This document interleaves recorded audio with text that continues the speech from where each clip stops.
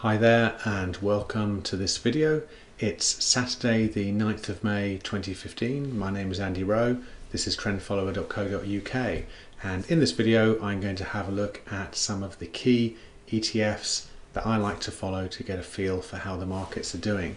So we're going to start with oil, and you can see if we look at this candle, and these candles are weekly candles, that oil rose quite a bit during the week but then fell back somewhat. So this candle is a slightly ominous hanging man type candle. Sometimes it suggests that there is resistance to rises in the price and possibly is an omen of a downward movement in price. So hopefully that's not the case. You can see the opposite is true when you get to the bottom. Sometimes you get a move down, but then there's resistance to further movement down, and then the price rises. I hope that this isn't the case here, because I'm keen for the oil price to go up because of some of the trades that I have done.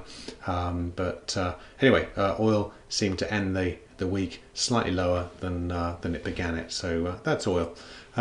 Gold, not much change in gold. It seems to me that the range that gold is trading in is kind of narrowing. It's been quite volatile, but gradually that is coming down and down and down, and so there seems to be a bit of a low down here.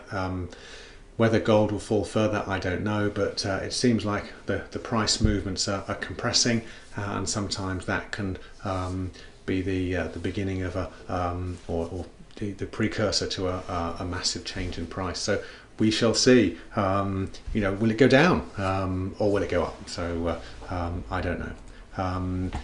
Shares. So looking at the FTSE 250 this week, obviously with the election there was all sorts of nervousness, and at one point the share price was driven down quite a bit, but probably a large rise in UK share prices during Friday, yesterday, once the outcome of the election was becoming clearer, and the share prices ended up rather higher than they started the week. So a good rise for the UK.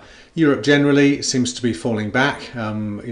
Overall it's going up, but there seems to be a bit of a sort of pullback at the moment. Whether it means it's a good time to get back in and go long, hard to say.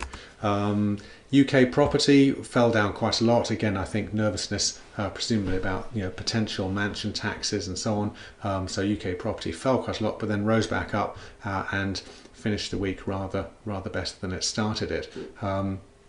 Maybe a good time for me to think about going long in the UK property market. The US seems to be struggling still to get through this barrier here. There's a real resistance, it seems, for the SPY to rise up much. It went down quite a bit in the week and then came back up.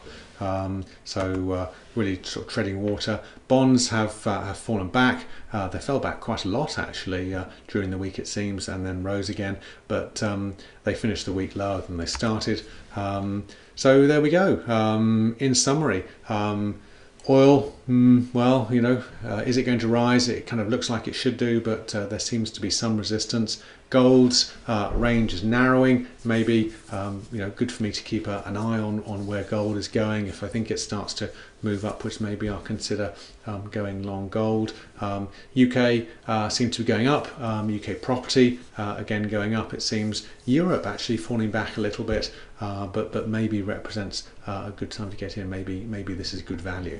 US seems to have kind of stalled a bit, and bonds have fallen back, and that's my opinion of the markets. So what I'm going to do now is make another video looking at my open positions and seeing how they're doing. So don't forget to have a look at the other video. So catch you then. Bye for now.